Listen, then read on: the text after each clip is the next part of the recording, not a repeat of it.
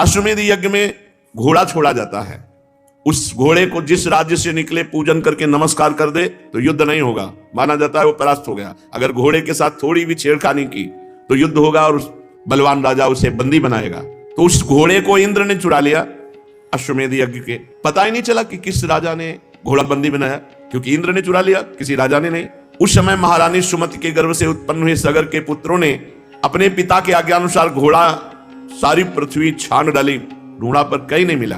तब उन्हें बड़ा क्रोध आया और बड़ी गुस्सा से उन्होंने पृथ्वी को खोदना शुरू किया। खोदते खोदते उन्हें पूर्व और उत्तर के कोने पर अपना घोड़ा बंधा दिखाई दिया, जो कपिल मुनि का आश्रम था। 60,000 सगर के पुत्र थे। वो शस्त्र उठाकर कहने लगे, दौड़ो दौड़ो, पकड़ो, यही हमारे घोड़े को चुराने वाला चोर है। देखो तो सही, घोड़ा चुरा के यहाँ बांध लिया और आंख मूंद कर बैठ गया। ये तो पाप कर्म इसने किया, इसको मार डालो। सब दौड़ पड़े, 60,000 थे। कपिल भगवान आंख मूंदे हुए भगवान के ध्यान में थे। अब देवी मुनि के पास गए तो उनकी आंख खुल गई। तो महापुरुषों के तिरस्कार के फलस्वरूप उनके शरीरों में आग लग गई। क्षण भर में 60,000 सगर के पुत्र राख बन गए। कोई साप आदि नहीं दिया, केवल वो प्रहार करने आ रहे थे तो उन्होंने देख लिया तो सब राख हो गए, 60,000 सगर के पुत्र। ये महापुरुषों के अपराध करने का फल है, क्योंकि कपिल भगवान तो गुणातीत स्थिति में है, वो क्रोध काहे को करेंगे। भला कहीं पृथ्वी की धूल का भी आकाश से संबंध होता है? ऐसे ही भला क्रोध का संबंध दिव्य महापुरुष से होता है? ये तो दिव्य महापुरुष है, भगवत प्राप्त भगवान के अवतार ही है। अब जब सगर को पता चला कि 60,000 पुत्र हमारे भस्म हो गए, तो उनकी दूसरी पत्नी थी केशनी, उनके गर्भ से असमंजस नामक पुत्र हुआ। असमंजस के पुत्र का नाम था अंशुमान। अंशुमान अपने दादा सगर की आज्ञाओं का पालन और उन्हीं की सेवा में लगे रहते थे। असमंजस पहले जन्म के योगी थे, विषय संग के कारण योग से विचलित हो गए थे, परंतु योग का प्रभाव इस जन्म में भी था, इसलिए वे कोई भी अच्छा काम नहीं करते, सब काम बिगाड़ देते कि कोई उनसे प्यार न करे, जिससे सब लोग यही समझने लगे थे कि असमंजस पागल है। वे कभी कभी अत्यंत निंदनीय कर्म कर बैठते और अपने को दिखाते बुद्धिहीन पागल। यहाँ तक कि जब बच्चे खेलते होते तो उठा के सरयू में डाल देते। बड़ा उद्विग्न कर दिया सबको। महाराज सगर जी ने देखा कि ये असमंजस हमारे बिल्कुल विपरीत आचरण, तो त्याग दिया। जब असमंजस ने देखा कि हमारा त्याग हो गया तो जितने बालक सरयू में फेंके थे सबको जीवित करके अपनी अपनी अवस्था के अनुसार नगर में छोड़ दिया और आप वन के लिए चले गए। अयोध्या के नागरिकों ने देखा कि सबके बालक लौट आए, तब राजा सगर को बड़ा पश्चाताप हुआ कि हमने अपने सिद्ध योगी पुत्र का पागल समझ करके अपमान किया। अब अंशुमान को आज्ञा करी तो उन्होंने अपने जो चाचा थे 60,000 राख बने हुए थे, भस्म के पास देखा घोड़ा बंधा हुआ, तो हाथ जोड़ करके अंशुमान कपिल भगवान के चरणों में गए और एकाग्रता से स्तुति की। अंशुमान ने कहा, हे कपिल भगवान, आप अजन्मा ब्रह्मा जी से भी परे हैं, इसलिए आपको प्रत्यक्ष रूप में देखा नहीं जा सकता, समाधि के द्वारा आपका अनुभव होता है, किंतु ये रजोगुणी जन आपको समझ नहीं पाए, इसलिए अपराध कर दिया और अपने अपराध से ही वो भस्म हो गए। संसार के शरीरधारी 3 गुणों में ही विचरण करते रहते, सतोगुण, रजोगुण, तमोगुण, जागृत, स्वप्न और सुषुप्ति, 3 अवस्थाएं। इसी कारण ये माया मोहित जन, हे भगवान आप सर्वत्र हैं पर आपका दर्शन नहीं कर पाते। 3 गुणों और उनका प्रभाव, जागृत, स्वप्न, सुषुप्ति, आप सबके हृदय में विराजमान है पर आपको कोई नहीं जान सकता। सनंदन आदि मुनि आत्मस्वरूप के अनुभव से माया के गुणों के द्वारा होने वाले भेद को मिटा दिया तो आपका अंदर ही साक्षात्कार प्राप्त कर लिया। पर मैं तो मूढ़ पुरुष हूं, कैसे आपका चिंतन करूं। माया और उसके गुण और गुणों के कारण होने वाले कर्मों के संस्कार, ये सब स्थूल सूक्ष्म कारण आप में नहीं है। ना तो आपका नाम है ना तो रूप, आप में ना कार्य है ना तो कारण, आप सनातन आत्मा हैं। ज्ञान का उपदेश करने के लिए कपिल रूप धारण किया, हम आपको नमस्कार करते हैं। भगवान कपिल देव जी ने कहा, बेटा इस घोड़े से हमारा कोई संबंध नहीं, पता नहीं कौन तुम्हारे पिता के यज्ञ पशु को चुरा के लाया और यहाँ आश्रम में बांध दिया, और तुम्हारे चाचाओं ने मूर्खता की, वो समझे कि हमने घोड़ा चुराया तो हम पर प्रहार करने को चले तो भस्म हो गए। अंशुमान ने बड़ी नम्रता से कहा, प्रभु मेरे पुरखों का उद्धार कैसे हो ये जो भस्म हो गए? तो उन्होंने कहा, गंगा जल से होगा। यदि गंगा जी कृपा करें और भूतल पे आए और तुम्हारे पुरखों की राख उन्हें, तो उनका परम कल्याण हो जाएगा। अंशुमान जी ने जो अश्वमेध यज्ञ का घोड़ा था उसको लिया और पहले ब्राह्मणों से अश्वमेध यज्ञ पूर्ण कराई, फिर महर्षि और की बतलाए हुए मार्ग से महाराज सगर परम पद को प्राप्त हुए। अंशुमान जी ने बड़ी घोर तपस्या की गंगा जी लाने के लिए, परंतु सफलता नहीं मिली। गंगा जी लाने के पहले ही मृत्यु आ गई और उनका शरीर छूट गया। अंशुमान के पुत्र दिलीप हुए, महाराजा दिलीप जी ने भी भारी तपस्या की गंगा जी को भूतल पर लाने के लिए, परंतु गंगा जी लाने में असफल रहे और उनकी भी मृत्यु हो गई। दिलीप के पुत्र हुए भगीरथ जी, उन्होंने भारी तपस्या बचपन से ही की गंगा जी को प्रसन्न करके भूतल पर लाने के लिए। देखो 3 पीढ़ी लग गई, तब गंगा जी प्रसन्न हुई। गंगा जी ने प्रसन्न होकर के दर्शन दिया और कहा, मैं तुम्हें वर देने के लिए आई हूं, क्या तुम वरदान चाहते हो? भगीरथ जी ने बड़ी नम्रता से साष्टांग प्रणाम किया गंगा मैया को और प्रार्थना की कि आप मृत्यु लोक में पधारिए और हमारे पुरखों का कल्याण कीजिए। गंगा जी ने कहा कि जिस समय मैं स्वर्ग से पृथ्वी पर गिरूंगी तो कोपि धारिता वेगम पतंत्या में महीतले अन्यथा भूतलम भित्वा नृपयासे रसातलम। कोई चाहिए जो भूमंडल पर पृथ्वी लोक में बीच में मुझे रोक ले, अगर नहीं रोका तो मैं अपने वेग से रसातल को चली जाऊंगी, तुम्हारा प्रयास निष्फल। भूतल पर मुझे कोई रोकने वाला चाहिए। इसके अतिरिक्त दूसरी बात, किम चाहम नु भुवम यास्य नरा मैया मृजन त्यघम मृजामि तदघम कुत्र राजस्तत्र विचिंत्यताम। भगीरथ, ये 2 समस्याएं हैं। भूतल पर कोई चाहिए जो मुझे रोक ले, नहीं तो मैं रसातल को चली जाऊंगी ब्रह्मलोक से सीधे। और दूसरी बात, पृथ्वी पे जाऊंगी तो पापी लोग मेरा स्पर्श करके निष्पाप हो जाएंगे, पर मैं पाप युक्त हो जाऊंगी, तो मैं पाप कहां धोऊंगी? इस विषय पर तुम विचार करो। भगीरथ जी ने कहा, पहले इस समस्या का तो समाधान मैं अभी किए देता हूं। साधवो न्यासिनः शांता ब्रह्मिष्ठा लोक पावनाः हरन्त्यघम तेंग संगात ते स्वास्ते हृभिद्धरि। माता, तुम चिंता मत करो, जब पृथ्वी पर आप जाओगे तो पापी ही आपका स्पर्श नहीं करेंगे। जो लोग परलोक के सुख संपत्ति का त्याग कर चुके हैं, जो संसार से संन्यास लेकर निरंतर भजन में लगे हैं, ऐसे शांत ब्रह्मनिष्ठ महात्मा जब आपका स्पर्श करेंगे तो आप निष्पाप हो जाओगे। गंगा को भी पाप रहित करने की सामर्थ्य भगवत भक्त में है, भगवत प्रेमी महात्मा में है। साधवो न्यासिनः, जिन्होंने समस्त भोगों का त्याग कर दिया, ऐसे सन्यासी। शांता, जो हर द्वंद्व सहते हैं। ब्रह्मिष्ठा, जो ब्रह्मनिष्ठा वाले। लोक पावना, जो लोकों के पावन करने की सामर्थ्य रखते हैं। हरन्त्यघम तेंग संगात, वो जब गंगा में गोता लगाएंगे तो गंगा निष्पाप हो जाएगी। ये बात कही भगीरथ जी ने।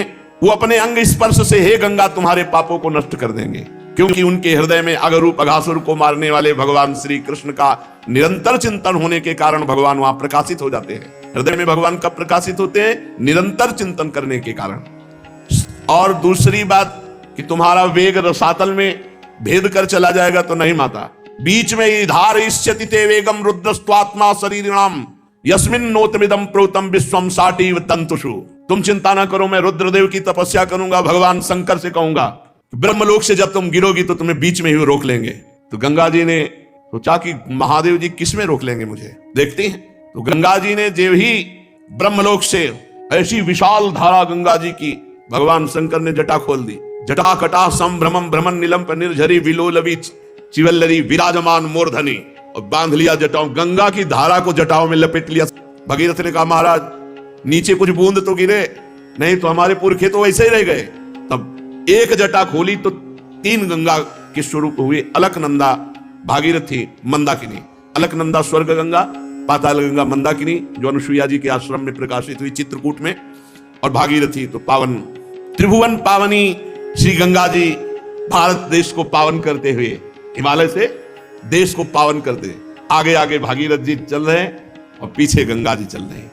कितना महान पावन भूमि है जहां गंगा जी विराजमान है। गंगा जी, भगीरथ जी त्रिभुवन पावनी गंगा जी को वहां लेकर के गए जहां उनके पितरों के शरीर राख बने हुए पड़े थे। आगे आगे वो वायु के वेग के समान रथ पर सवार होकर चल रहे, पीछे गंगा जी कलरव करती हुई दौड़ रही है। कल कल करती हुई गंगा जी दौड़ रही। इस प्रकार गंगा सागर संगम पर पहुंचकर उन्होंने जले हुए पुत्रों को अपने जल से गंगा जी ने पावन किया।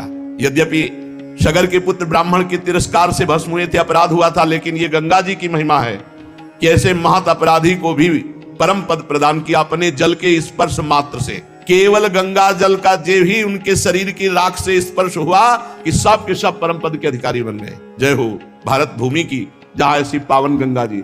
अरे गंगा जी का दर्शन, गंगा जी का आचमन, गंगा जी का स्नान तो निष्पाप करता ही। अगर गंगा गंगा यो ब्रूयात योजना नाम सतैरपि, गंगा गंगा गंगा ऐसा उच्चारण करे तो 400 कोस दूर से निष्पाप कर देती गंगा जी। जिनके उद्धार का कोई उपाय नहीं, वो भागवत अपराधी सगर के पुत्र परम पद को प्राप्त हुए, ऐसी माता गंगा जी की महिमा है। केवल गंगा स्पर्श मात्र से, और जो रोज गंगा जी नहाते हैं, गंगा जी का दर्शन करते हैं, गंगा जल पान करते हैं, भला उनके उद्धार में क्या। बड़ी परम पवित्रता की मूर्ति गंगा जी, वो अनुभव अलग अलग महिमा है। पवित्रता की मूर्ति गंगा जी, ज्ञान का उन्मेष गंगा जी के जल से होता है। वैराग्य तो चरम सीमा तक बढ़ जाता है, मृत्यु भी बिल्कुल खिलवाड़ लगती है। गंगा जल से जब शरीर का स्पर्श होता है तो सब पाप थर्रा उठते हैं, नष्ट हो जाते हैं। जो लोग श्रद्धा के साथ नियम लेकर गंगा जी का स्नान करते हैं, उनके संबंध में तो कहना ही क्या है। मैं गंगा जी की महिमा के संबंध में जो कुछ कहा है उसमें कोई आश्चर्य की बात नहीं, क्योंकि गंगा जी सर्वाश्चर्य में भगवान के चरण का धोवन है। जिन चरणों का श्रद्धा से चिंतन कर लेने मात्र से बड़े बड़े मुनि निर्मल हो जाते हैं और तीनों गुणों के बंधन को काटकर भगवत स्वरूप बन जाते हैं। ये गंगा जी उन्हीं भगवान का चरणामृत है, चरण धोवन है। ये संसार के बंधन को काट दे, इसमें कौन सी बड़ी बात है। भगीरथ जी के पुत्र हुए श्रुत, श्रुत का नाभ, नाभ का सिंध द्वीप और सिंध द्वीप का अयुतायु, अयुतायु के पुत्र का नाम था ऋतुपर्ण। ये महाराज नल के मित्र थे। नल को पाशा फेंकने की विद्या ऋतुपर्ण ने ही बताई थी और बदले में अश्व विद्या सीखी थी। ये द्वित क्रीड़ा खेलने के कारण महाराज नल बड़ी समस्या में, बड़े संकट में पड़ गए। पीछे महाभारत में नल और दमयंती का पावन चरित्र सुनाया गया था। तो महाराज ये ऋतुपर्ण बहुत द्वित क्रीड़ा में प्रवीण थे। ऋतुपर्ण नल को पासा फेंकने की विद्या और नल ने अश्व विद्या, बहुत विचित्र इन विद्याओं की कलाएं होती। इतनी रफ्तार से रथ हाँक रहे थे कि ऋतुपर्ण का दुपट्टा गिर गया। तो उन्होंने कहा महाराज सारथी दुपट्टा गिर गया। बोले महाराज न जाने कितने योजन आप आगे आ चुके हो। बोले अभी तो गिरा। बोले महाराज अब तो और कितने आगे आ गए। नल को इतनी विद्या प्रवीण थी कि उन्होंने गणित लगा करके एक चलते हुए रथ से एक वृक्ष में, कि सिहोर का शायद वृक्ष था, किसका वृक्ष था, उसके पत्ते फल सब पूरा करना पड़ा। राजा ने कहा नहीं रुको, रथ रोको, हम तुम्हारी अंदाज वाली बात नहीं मानते। बोले महाराज एक पत्ते में फर्क नहीं पड़ सकता। उन्होंने डाल काटी, उतने ही पत्ते उतने ही पुष्प। तब उन्होंने कहा तुम्हारी धन्य है विद्या, तुम कौन हो। तो उनका महाराज मैं हूं तो सारथी ही। बोले नहीं, ये विद्या केवल महाराज नल में पाई जाती है। तो ना आपका रूप है, क्योंकि वो रूप भी नहीं था। करकुटक सांप के काटने से अंतर ध्यान। बड़ा रोचक प्रसंग महाराज नल दमयंती का आज भी आनी है कि अगर ऋतुपर्ण राजा और नल करकुटक सांप इनका स्मरण करे तो कलयुग का प्रभाव उसके ऊपर नहीं आएगा। ये कलयुग का ही प्रभाव था। महाराज नल की बुद्धि मारी गई और उन्होंने अपने सर्वस्व को दांव में लगा दिया और महारानी से भारी संकट में पड़े। नल से ज्यादा तो संकट महारानी को हुआ जब छोड़ करके महाराज नल चले। कितना कितना संघर्ष महापुरुषों को। तो ऋतुपर्ण अश्व विद्या सीखी महाराज नल से। ऋतुपर्ण का पुत्र हुआ सर्वकाम, परीक्षित। सर्वकाम के पुत्र का नाम था सुदास, सुदास के सौदास, और सौदास की पत्नी का नाम था मदयंती। सौदास को ही कोई कोई मित्र शाह कहते हैं और कहीं कहीं उन्हें कलमशपाद भी कहते हैं। वशिष्ठ जी के साथ से राक्षस भाव को हो गए थे, फिर अपने कर्मों के कारण ये संतानहीन हुए। राजा परीक्षित ने पूछा भगवान हम जानना चाहते हैं कि महात्मा सौदास को गुरु वशिष्ठ जी ने शाप देकर राक्षस क्यों बना दिया। यदि कोई गोपनीय बात ना हो तो गुरुजन अपने शिष्य को बता देते हैं, तो कृपा करके बताइए। श्री सुखदेव जी ने कहा परीक्षित एक बार राजा सौदास शिकार खेलने गए और उन्होंने राक्षस को मार डाला, उसके भाई को छोड़ दिया। राक्षस ने राजा के इस काम को अन्याय माना और भाई की मृत्यु का बदला लेने के लिए जब उसने देखा कि आज वशिष्ठ जी राजा के यहाँ भोजन करने आ रहे हैं तो रसोइये का अपहरण कर लिया, माया से रसोइये का रूप धारण कर लिया और अभक्ष पदार्थ मांस आदि भोजन में मिलाकर सुंदर भोजन बनाकर वशिष्ठ जी के सामने परोसा गया। तो वशिष्ठ जी भोजन को देख करके जब ध्यानस्थ हुए तो पूरी बात जान गए कि ये तो अपवित्र है। तो उन्होंने क्रोधित होकर राजा को साप दिया कि तू निमंत्रण करा रहा है मुझे और मुझे अभक्ष पदार्थ परोसा रहा है, ये तेरा काम राक्षसी काम है, इसलिए जा तो राक्षस भाव को प्राप्त हो जा। इसमें महाराज का कोई दोष नहीं था, वो राक्षस रसोइया के रूप में गुप्त रूप से, पर दोष तो राजा का ही, निमंत्रण देने वाले का ही माना जाएगा। इसलिए वशिष्ठ जी ने साप दे दिया। महाराज कलमशपाद मित्रशः सौदास नाम से पुकारे जाते थे कि जाओ तुम राक्षस भाव को प्राप्त हो जाओ। उन्होंने चरण पकड़ा और कहा महाराज मेरी इसमें कोई गलती नहीं है। तो उन्होंने कहा ठीक है 12 वर्ष तो राक्षस रहोगे ही, 12 वर्ष के बाद तुम पुनः अपने स्वरूप को प्राप्त हो जाओगे। तो उन्होंने कहा महाराज बिल्कुल अपराध न होने पर 12 वर्ष के लिए राक्षस भाव दिया, मैं भी आपको साप दे सकता हूं। उनकी पत्नी ने कहा नहीं, ये आकाश ये पृथ्वी ये दिशाएं सब के सब भगवत स्वरूप है और गुरुदेव सब रूपों में है, गुरुदेव को दंड देना ये कहां की बात, तुम तो अभी राक्षस बन गए, साप तो 12 वर्ष का हो, तुम तो अभी राक्षस बन गए। उनकी पत्नी ने डांट लगाया। तो उन्होंने कहा मैं जल को कहां छोड़ू, तो उनका अपने पैरों में छोड़ो। इसीलिए उनके पैर काले पड़ गए, तो कलमशपाद नाम से वो पुकारे गए। थोड़ी देर में वो राक्षस हो गए, राजा बिल्कुल राक्षस बन गए, क्योंकि वशिष्ठ जी का शाप। अब राक्षस बने हुए जंगल में भूख प्यास से भटक रहे थे। वहां देखा एक ब्राह्मण नवदंपति मैथुन कर रहे, सहवास कर रहे। भूख लगी हुई थी, पकड़ लिया ब्राह्मण को।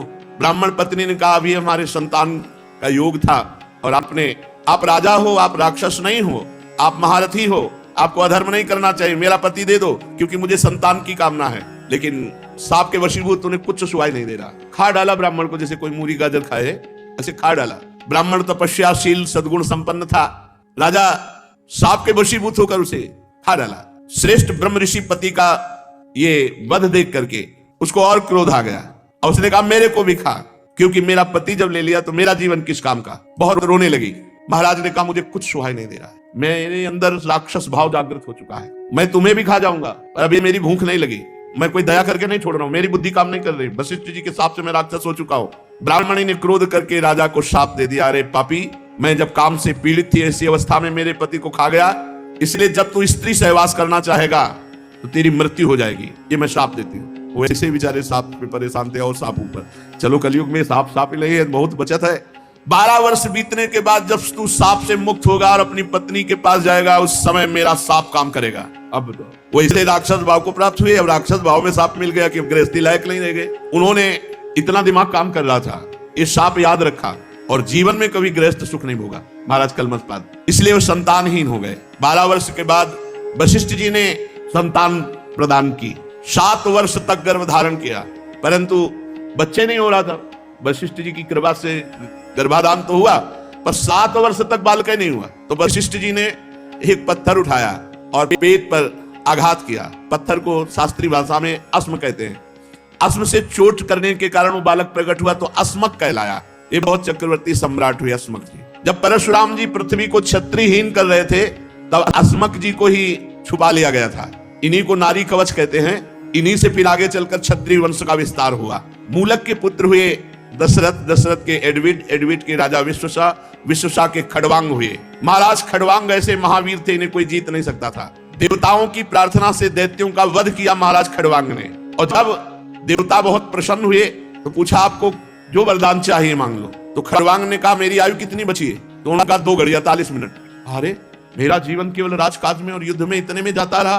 तत्काल अपने मन और इंद्रियों को अधीन किया और 48 मिनट में परम पद प्राप्त किया। खड़वांग जी ने 2 घड़ी में, जीवन में जब पता चला कि आयु रह गई इतनी, 2 घड़ी 48 मिनट, मन और बुद्धि को खींचकर भगवान में लगा। महावीर तो थे ही वो, और भगवान में स्थित होकर अपने शरीर को त्यागा। 2 घड़ी में परम पद प्राप्त किया। धन्य है उनका जीवन जिन्होंने अपने को भगवान में समर्पित किया। तीनों लोगों के स्वामी भगवान मुझ पर प्रसन्न है जो मुझे पता चल गया, खड़वांग जी सोच रहे। और भोगों की लालसा का त्याग करके जीवनदाता श्री हरि में ऐसे भाव में मगन हुए कि 48 मिनट में परम पद प्राप्त किया। परीक्षित, खड़वांग जैसा कोई महावीर चक्रवर्ती सम्राट और 48 मिनट में भगवत प्राप्ति, 48 मिनट में भगवत प्राप्ति। इसलिए उनको तो पता था कि 2 घड़ी बाद मर जाएंगे, अपने को 2 घड़ी का भी पता नहीं। इसलिए हर समय राधा राधा राधा। इन्हीं खड़वांग के पुत्र दीर्घबाहु, और दीर्घबाहु के परम यशस्वी पुत्र हुए महाराज रघु, रघु के अज, और अज के महाराज चक्रवर्ती सम्राट दशरथ जी हुए। और दशरथ जी की तपस्या, भजन, उससे प्रभावित होकर परब्रह्म परमात्मा 4 रूपों में प्रकट हुए, राम, लक्ष्मण, भरत, शत्रुघ्न। खड़वांग के वंश में ही परीक्षित, सीतापति भगवान मर्यादा पुरुषोत्तम श्री राम का चरित्र तो तत्वदर्शी ऋषियों ने बहुत वर्णन किया है और तुमने अनेक बार उसे सुना भी है। भगवान श्री राम सत्य प्रतिज्ञ, अपने पिता राजा दशरथ के सत्य की रक्षा के लिए राजपाट छोड़ दिया और 14 वर्ष तक वनवास स्वीकार किया। भगवान श्री राम के श्री चरण कमल इतने सुकुमार थे कि परम सुकुमारी जानकी जी के कर कमलों का स्पर्श नहीं सहन कर सकते थे। उन्हीं चरणों से वो 14 वर्ष नंगे पैर भ्रमण किए। जब चलते चलते थक जाते, तब कभी लक्ष्मण जी दबा दबा कर थकावट मिटाते, तो कभी हनुमान जी महाराज। आगे चल करके वनवास में ही शूर्पणखा मिली और उसने भगवान से इधर उधर की बात की, तो लक्ष्मण जी ने नाक कान काट कर उसे विरूप कर दिया। इसी के कारण खरदूषण आदि से युद्ध हुआ। फिर रावण के पास गई और इसी घटना के कारण जानकी जी का वियोग सहना पड़ा श्री राम जी को। इस वियोग के कारण क्रोधवश भगवान श्री राम की भौहें तन गई जिन्हें देखकर समुद्र भयभीत हो गया। भगवान ने समुद्र पर पुल बांधा, लंका में जाकर दुष्ट राक्षसों के जंगल को दावाग्नि के समान दग्ध कर दिया। वे कौशल नरेश भगवान श्री राम हमारी रक्षा करें। भगवान श्री राम ने विश्वामित्र के यज्ञ में लक्ष्मण के सामने ही मरीचि आदि राक्षसों का अहंकार नष्ट कर दिया। बिना फण का बाण मारा मरीच के तो 400 कोस दूर गिरा जाके, और इसलिए नहीं मारा कि आगे लीला होनी थी इसी के द्वारा, स्वांग रचना था ना। तो स्वर्ण का मृग बन के ही मरीच ही तो आया और भगवान को लुभायमान करने की चेष्टा की। भगवान तो लुभायमान नहीं है, लेकिन जानकी जी लुभायमान होंगे। बड़े बड़े राक्षसों को भगवान ने नष्ट किया। परीक्षित, जनकपुर में सीता जी का स्वयंवर हो रहा था। संसार के चुने हुए वीरों की सभा में देवादिदेव भगवान शंकर का वो भयंकर धनुष इतना भारी था, कई सौ वीर एक साथ उठाने की चेष्टा की, फिर भी नहीं उठा सके। भगवान मर्यादा पुरुषोत्तम श्री रामचंद्र जी ने उसी धनुष को बात की बात में उठाकर डोरी चढ़ा दी और खींचकर बीचों बीच से उसके टुकड़े कर दिए, जैसे हाथी का बच्चा खेलते खेलते ईख तोड़ दे। भगवान ने जिन्हें अपने वक्षाय स्थल पर स्थान देकर सम्मानित किया, वे ही परम लक्ष्मी जी ही सीता जी के नाम से जनकपुर में अवतीर्ण हुई थी। गुणशील अवस्था, शरीर की गठन और सौंदर्य में वो भगवान श्री राम के अनुरूप थी। भगवान ने धनुष तोड़कर उन्हें प्राप्त कर लिया। अयोध्या को लौटते समय मार्ग में उनकी परशुराम जी से भेंट हुई, जिन्होंने 21 बार पृथ्वी को राजवंश के बीज से भी रहित कर देने का संकल्प किया था। बड़ी वार्ता हुई। भगवान श्री राम ने परशुराम जी के अहंकार को नष्ट कर दिया। इसके बाद पिता के वचन को सत्य करने के लिए वनवास स्वीकार किया। यद्यपि महाराज दशरथ ने अपनी पत्नी कैकेयी के अधीन होकर ऐसा वचन बोले, पर भगवान श्री राम सत्य के बंधन में बंद करके पिता की आज्ञा का पालन किया। प्राणों के समान प्यारे राज्य, लक्ष्मी, प्रेमी, हितैषी, मित्र, महलों को भगवान श्री राम छोड़ करके अपनी पत्नी के साथ नंगे पैर वनवास की यात्रा की। वन में पहुंचकर भगवान ने राक्षसों का विनाश किया। कलुषित काम वासना के कारण अशुद्ध बुद्धि वाले जो राक्षस खर, दूषण, तिसरा आदि बड़े बड़े इन 14,000 बड़े महारथी राक्षसों को भगवान श्री राम ने अकेले नष्ट कर दिया। जब रावण ने सीता जी के रूप, गुण, सौंदर्य आदि की बात सुनी तो उसका हृदय आतुर हो गया। अद्भुत हरिण के वेश में मारीच को उनकी पर्णकुटी के पास भेजा। धीरे धीरे वो भगवान को वहां से दूर ले गया। अंत में भगवान ने अपने बाण से उसे बात की बात में वैसे मार डाला जैसे दक्ष प्रजापति को वीरभद्र ने मारा था। जब भगवान श्री राम जंगल में दूर निकल गए, तब लक्ष्मण जी की अनुपस्थिति में नीच राक्षस रावण ने भेड़िए के समान विदेह नंदनी सुकुमारी श्री सीता जी का हरण किया। अपनी प्राण प्रिया सीता जी से बिछुड़कर अपने भाई लक्ष्मण जी के साथ वन वन में दीन की भांति प्रभु घूमने लगे। और इस प्रकार भगवान ने फिर जटायु का दाह संस्कार किया, क्योंकि भगवत सेवा रूपी कर्म से वो परम पद को प्राप्त हो चुका था। फिर भगवान ने कबंध का संहार किया, फिर सुग्रीवादि बानरों से मित्रता की, फिर बाली का वध किया। तदनंतर बानरों द्वारा अपनी प्राण प्रिया का पता लगवाया। ब्रह्मा और शंकर जिनके चरणों की वंदना करते हुए भगवान श्री राम मनुष्य की सी लीला करते हुए बंदरों की सेना के साथ समुद्र तट पर पहुंचे। वहां उपवास और प्रार्थना से जब समुद्र पर कोई प्रभाव न पड़ा, तब भगवान ने क्रोध की लीला की। टेढ़ी नजर पड़ते ही समुद्र खलबला उठा और डर करके, हाथ जोड़ करके, ब्राह्मण शरीर धारण करके बहुत सी भेंट लेकर भगवान श्री राम के चरणों में आया और कहा, प्रभु हम मूर्ख लोग हैं, हम विनय से नहीं मानते, हम जड़ हैं। समुद्र ने कहा कि हे अनंत, हे प्रभु हम मूर्ख लोग हैं, हम जड़ हैं, हम विनय नहीं मानते, हम आपने क्रोध किया तो हमारी समझ में आई, इसलिए आपके स्वरूप को न जानने के कारण आप हमें क्षमा कीजिए। और जाने भी तो कैसे प्रभु, हम सब जड़ हैं। प्रजापति बड़े बड़े ये सब रजोगुण से युक्त रहते हैं, कोई तमोगुण से युक्त, कोई सतोगुण से, और आप गुणातीत हैं, कैसे कोई जाने। वीर शिरोमणि मर्यादा पुरुषोत्तम भगवान श्री राम, आप चाहें तो अभी मैं सूख जाऊं और आप रास्ता दे दूं, लेकिन प्रभु आपका यश होगा यदि पुल बांध दिया जाए। त्रिलोकी को रुलाने वाले विश्वश्रवा के कुपूत रावण को मारकर अपनी पत्नी को फिर से प्राप्त कीजिए। यहाँ एक पुल बांध दीजिए, इससे आपके यश का विस्तार होगा। आगे चलकर बड़े बड़े नरपति जब दिग्विजय करते यहाँ आएंगे तो आपके यश का गान करेंगे। भगवान श्री राम ने अनेकानेक पर्वतों के शिखरों से समुद्र पर पुल बांधा। बड़े बड़े बंदर अपने हाथों से पर्वत उठाकर लाते। उनके बड़े बड़े वृक्ष और चट्टाने विभीषण जी की सलाह से नील, हनुमान आदि प्रमुख बानर समूह उन पत्थरों को जहां विराजमान करते वैसे वो विराजमान हो जाते। पुल बंधा, बानरी सेना लंका में प्रवेश किया, जो हनुमान जी के द्वारा पहले ही जलाई जा चुकी थी। उस समय बानर राज की सेना ने लंका के सब स्थानों को नष्ट भ्रष्ट कर दिया। राक्षस राज रावण ने निकुंभ, कुंभ, धूम्राक्ष, दुर्मक, शुरांतक, नरांतक, प्रहस्त, अतिकाय, विकंपन, ये बड़े बड़े अपने अनुचर सेवक, मेघनाथ आदि पुत्र, कुंभकर्ण आदि भाई, वो विशाल राक्षसों की बलवान सेना भगवान श्री राम, सुग्रीव, लक्ष्मण, हनुमान, गंधमादन, नील, अंगद, जाम्बवान, पनश, इन वीरों के साथ राक्षसों का सामना किया। मर्यादा पुरुषोत्तम भगवान श्री राम के अंगद आदि सेनापति राक्षसों की चतुरंगिणी सेना हाथी, रथ, घुड़सवार, पैदल और द्वंद्व युद्ध की रीति से भिड़ गए। राक्षसों को पर्वत, शिखर, वृक्ष, गदा और बाणों के मार से विध्वंस कर दिया रघुनाथ जी के पक्ष ने। रावण के जितने अनुचर से बड़े बड़े सब मारे गए, क्योंकि सीता जी को स्पर्श करने के कारण रावण का भाग्य ही नष्ट हो चुका था। राक्षस राज रावण ने देखा मेरी सेना का तो नाश हो गया, तब वो पुष्पक विमान पर आरूढ़ होकर भगवान श्री राम के सामने आया। उस समय इंद्र का सारथी मातली बड़ी ही तेजस्वी दिव्य रथ लेकर भगवान श्री राम के साथ विराजमान हुआ। रावण ने तीखे दिव्य बाणों से भगवान श्री राम पर प्रहार किया तो भगवान श्री राम ने कहा, रावण तू नीच राक्षसी भाव को प्राप्त है, तुझे बिल्कुल लज्जा नहीं आती? हमारी अनुपस्थिति में हमारी प्राण प्रिया का अपहरण कर लाया और तू यहाँ डींग मारता है, दुष्टता की हद कर दी। तेरे जैसा निर्लज्ज तो हमने कभी नहीं देखा, तू निंदनीय है, धिक्कार योग्य है। और सुन, जैसे कर्ता को अभिमान का फल शुभ अशुभ भोगना ही पड़ता, कोई नहीं टाल सकता, वैसे ही तेरी इस करनी का फल मैं तुझे चखाऊंगा, कोई तुझे नहीं बचा सकता। रावण को फटकारते हुए भगवान श्री राम ने अपने सारंग धनुष पर बाण चढ़ाकर छोड़ा। बाण ने वज्र के समान उसके हृदय को विदीर्ण कर दिया। दसों मुखों से खून उगलता हुआ विमान से गिर पड़ा, ठीक वैसे जैसे पुण्यात्मा स्वर्ग का भोग समाप्त होने पर नीचे की तरफ गिरता है। रावण के पुरजन परिजन हाय हाय चिल्लाने लगे। हजारों राक्षसियां मंदोदरी के साथ रोती हुई लंका से निकल पड़ी, रणभूमि में आई। उन्होंने देखा कि स्वजन संबंधी सब लक्ष्मण जी के बाणों से छिन्न भिन्न होकर कटे पड़े हैं। सब अपनी हाथों से छाती पीट पीट कर रो रही थी, विलाप कर रही थी कि स्वामी, ये तुम्हारी दुर्दशा इसलिए हुई कि समस्त लोगों के स्वामी भगवान श्री राम से विरोध किया। ये दिन आज आ गया कि लंका की दुर्दशा पर प्रश्न उठ रहा है कि अब लंका होगी किसके अधीन। जब आप चलते थे पृथ्वी डगमगाती थी, और आज उन्हीं खोपड़ियों को बानर चरण से प्रहार करते हैं। तुम समझ नहीं पाए कि सीता जी कितनी तेजस्विनी हैं, और आपकी ना समझ ने आपकी दुर्दशा कर दी। कभी आपके कामों का श्रवण करके हम राक्षस वंश आनंदित होता था, लेकिन आज सारी लंका विधवा हो गई। आज आपकी दुर्दशा देख करके कोई आश्चर्य नहीं हो रहा, क्योंकि भगवान से विमुख की ऐसी ही दुर्दशा होती है। जो भगवान से विमुख होता है वो नरक का अधिकारी बनता है। आप ना समझी में सीता जी के प्रति जो भाव किया वही आपके नाश का कारण बना।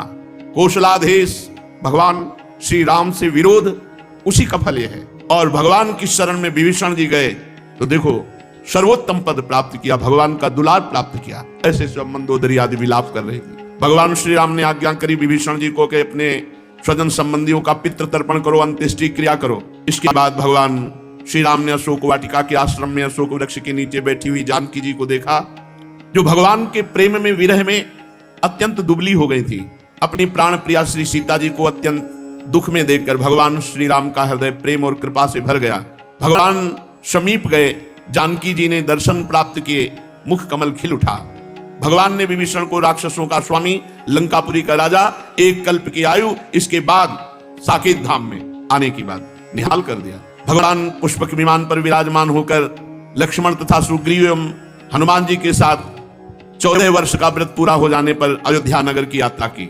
उस समय मार्ग में ब्रह्मादि लोकपाल उनके ऊपर पुष्पों की वर्षा कर रहे थे। भगवान को जब मालूम हुआ कि भरत जी वल्कल पहनते हैं और पृथ्वी पर कुशा बिछाकर सोते हैं और जटाएं बढ़ा रखी, तो बहुत दुखी हुए। भरत जी की दशा का स्मरण करके करुणाशील भगवान श्री राम का हृदय भर आया। जब भरत जी को मालूम हुआ कि मेरे प्राणाराध्य भगवान श्री राम आ रहे हैं, तब वे पूर्वासी मंत्री पुरोहित के साथ भगवान की पादुका सर पर रखकर भगवान की अगवानी की। जिस समय भरत जी नंदीग्राम में रह करके भगवान की आज्ञा से समय व्यतीत कर रहे थे, उस समय बड़ी तपस्यामयी स्थिति भरत जी की थी। भगवान श्री राम के अवध पहुंचने पर सबके मन में उत्साह हुआ कि हम भगवान से पहले मिले। भगवान सबके साथ पहले ही मिले। अमित रूप प्रगटे तेहि काला, उसी समय अनंत रूप धारण कर लिए और सबसे पहले ही पहले मिल रहे हैं। सबको अनुभव हो रहा है कि भगवान श्री राम हमें मिले। सबके नेत्रों में आंसू छलक रहे हैं। भरत जी भगवान के चरणों पर गिर पड़े, प्रभु के सामने पादुकाएं रख दी, हाथ जोड़कर खड़े हो गए। नेत्रों से अश्रुधारा बह रही। भगवान ने अपने दोनों हाथों से भरत जी को उठाया और गले से लगाया, और भगवान ने अपने नेत्र जल से भरत जी का अभिषेक किया, भरत जी को स्नान करा दिया। फिर सीता जी और लक्ष्मण जी के साथ भगवान श्री राम ने ब्राह्मण और पूजनीय गुरुजनों को नमस्कार किया। सारी प्रजा ने बड़े प्रेम से सर झुकाकर भगवान के चरणों में प्रणाम किया। उस समय उत्तर कौशल देश के रहने वाली समस्त प्रजा अपने स्वामी भगवान श्री राम को बहुत दिनों के बाद आया देखकर सब वस्त्र हिला हिलाकर फूलों की वर्षा करके आनंद से नाच रहे थे। भरत जी ने भगवान की पादुकाएं, विभीषण जी ने श्रेष्ठ चंवर, सुग्रीव जी ने पंखा, हनुमान जी श्वेत छत्र, परीक्षित शत्रुघ्न जी ने धनुष तरकस, सीता जी ने तीर्थों के जल से भरा कमंडल, अंगद ने सोने का खड्ग, जाम्बवान ने ढाल और भगवान विराजमान चारों तरफ बंदीजन स्तुति कर रहे हैं। भगवान श्री राम की अद्भुत शोभा हुई। इस प्रकार भगवान सबका अभिनंदन स्वीकार करके अयोध्यापुरी में प्रवेश किए। उस समय आनंद उत्सव संपूर्ण अयोध्या में मनाया जा रहा है। राजमहल में प्रवेश करके कौशल्या और अन्य माताओं से, गुरुजनों से सबसे यथायोग्य मिल करके सीता जी और लक्ष्मण जी के साथ भगवान यथायोग्य प्रजा के साथ व्यवहार करते हुए अवध में विराजमान हुए। उस समय जैसे मृतक शरीर में प्राणों का संचार हो जाए, वैसे संपूर्ण अयोध्या में आनंद का संचार भगवान की उपस्थिति में।